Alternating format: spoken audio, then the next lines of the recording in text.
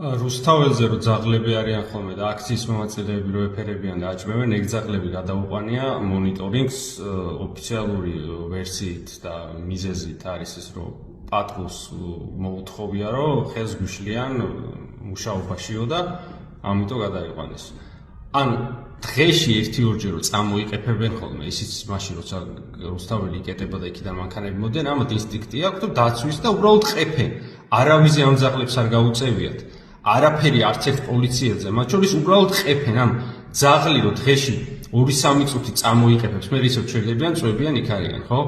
1 წელია ეს ძაღლები იქ არიან, არავისთვის ზიანი ამათ არ მიუყენებიათ და ჯინაზე აი იმის გამო რომ ვიღაცები წერდნენ რომ აქციის ძაღლები და ესე დაარქვეს, ჯერ ტექსისულელია და უნდა მორჩეთ მაგაზე ლაპარაკს და დაანებოთ მაგ ძაღლებს თავი.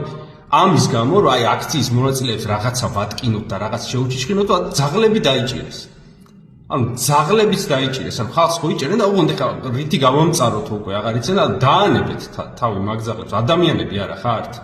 ხო ყველამ კარგად იცით მაგ პოლიციელებმაც რომ ამდენი თვეებით იქ დგახართ, ის ძაღლებიც იქ არიან და ერთს არავის არც კბილი გაუკრავს, არც დაუშავებია. ხა იმედია იმას არ იკადრებთ რომელიმე რომ თქვათ რომ ვიღაცას უკბინაო და უნდა დავაძინოთ. იმედია მაგას მაინც არ იკადრებთ, მაგრამ დაანებეთ მაგ ძაღლებს თავი ცოდოები არიან, იმ თავშესაფარში 1000 დაავადებაა, რომ გადაიყვანეთ, შეიძლება დაემართოთ რაღაცა და მოკვდნენ. ნუ რატო აკეთებთ მაგას?